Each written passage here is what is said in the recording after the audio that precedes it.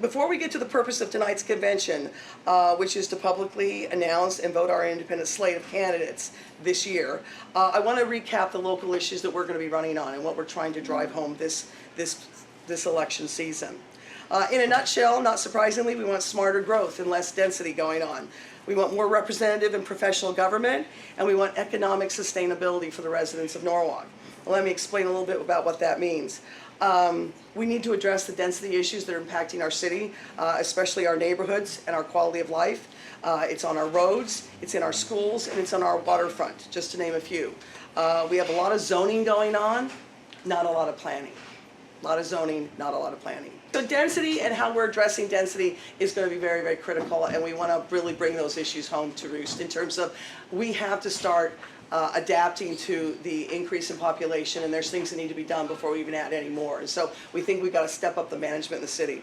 The other thing that we want is we support the updates to the city charter, and we're pleased that the Independent Party had a role in getting the 4-year mayoral term scrapped. But we seek real charter revision that supports our growing city with stronger democratic principles and better management. So what does that mean? We're running on 3 things this year, guys. We want minority party representation, or otherwise called capping of the majority party representation, so that we have greater transparency and a more full discussion of the issues. Out of 169 municipalities here in the state, Norwalk is one of only 3 towns that doesn't have any stipulation in its charter for opposition party or minority party representation. One of only 3. All right, and I think that a lot of our issues that are going on is because we have no checks and balances going on in our government. 24 out of 25 of the major offices are held by one party. What we also seek is stronger ethics and code of conduct language.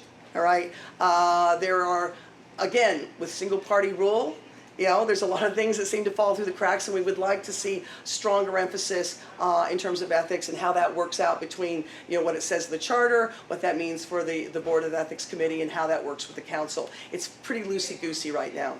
The other thing that we want, and we will not give up on, is a professional city manager one day. I believe that a city manager should be reporting to the council. What we have right now, and what we've had for 10 years, is an assistant chief of staff or a mayoral chief of staff who effectively runs the city. Now that's fine, except for that person reports to the mayor's office. They don't report to the council, and so it means everything in this city is political, operations, and so we think that basically the city manager effectively exists right now. It's just called a chief of staff. And it's not going to happen overnight, but we're just trying to promote more professional management of a city that is growing. And then finally, we want better economic sustainability for Norwalk residents, given the impact of density. And we've got 3 policies that we're pushing for that. One is we want a public audit of the major projects that are going on here in Norwalk. That's the POCO, the malls, Sound Landings, anything that's going to go on in the enterprise zone. We don't know, we have no financial transparency about what's going on with these large projects, and are they helping the city or are they hurting the city in terms of bringing in folks? Bless you. We want to still fight, and we've been arguing this, we want to fight for our fair share of educational support dollars, the ECS funding. The fact that Hartford, Bridgeport, New Haven get $200 million and we get 14 million, given that we've got 75% high need students, is absurd.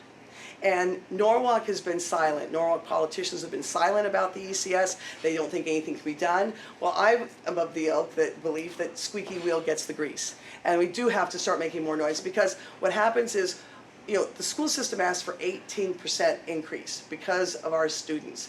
And we're also giving away tax credits to all the development going on. You just can't do it. I think you saw, those of you who are on the Facebook page maybe saw, or Nancy and Norwalk saw the report about the debt limit. We're bumping up against our debt ceiling in terms of our spending. So we really do have to talk about the impact that the school system has, the impact that density has on the schools, and how the zoning that we're doing is not necessarily paying for the school system. And then finally, we want more robust enforcement of the zoning regulations, whether that be blight, the illegal apartments. We're leaving revenue on the table by basically not enforcing the zoning violations going on in the city. So while I think there was so much outcry about the upzoning of single-family homes, the reality is 2-family homes have turned into 3, 4, 5, 6-family homes. You may have 25 people living, and this is not an anti-immigrant stance, as anyone tries to say. This is about landlords cheating the system. They destabilize neighborhoods, and they're cheating the tax rolls when they're collecting a couple $100,000 in rent, and they're paying $5,000 in property tax. And so these are just economic realities that we will continue to promote. So basically, again, address the density and what's going on, deal with a charter that brings more representative government, and finally some genuine, real economic principles that we can try to impact and put in place today. So that is our platform. You may not have known that was our platform, but that's what we're pushing. And I don't think, some of you who we've cross-endorsed, you may not support everything that we're doing, but I do suspect that you support probably 80% of what we're doing, and that's good enough for us. We are not purity people. The Independent Party is quite flexible. We're looking for common sense and putting Norwalk first.